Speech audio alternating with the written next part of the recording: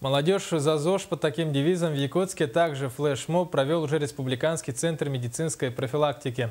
Местом проведения выбрали один из кинотеатров города. С подробностями Павел Танин. Обычно днем в фойе кинотеатра спокойно. Посетители покупают билеты, разговаривают с друзьями. Большинство посетителей – это молодежь, студенты или ученики старших классов, у которых уже закончились занятия. Но сегодня привычное спокойствие было нарушено. Вот такой замечательной музыкальной, позитивной и танцевальной обстановке участники коллектива «Автобус радости» провели флешмоб «Молодежь за ЗОЖ». Исполнялось разное количество танцев под разную музыку, разных стилей. Сперва посетители кинотеатра отнеслись к акции с удивлением. Многие снимали происходящее на камеры мобильных телефонов.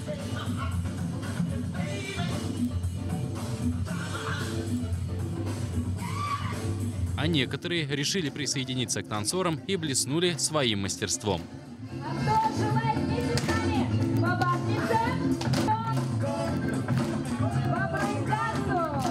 Как выяснилось позже, Аркадий, так зовут молодого человека, присоединился к флешмобу не просто так. По его словам, причин для этого у него целых две. Я всегда участвую в этих флешмобах всяких, если просят танцевать, я еще за ЗОЖ, и поэтому...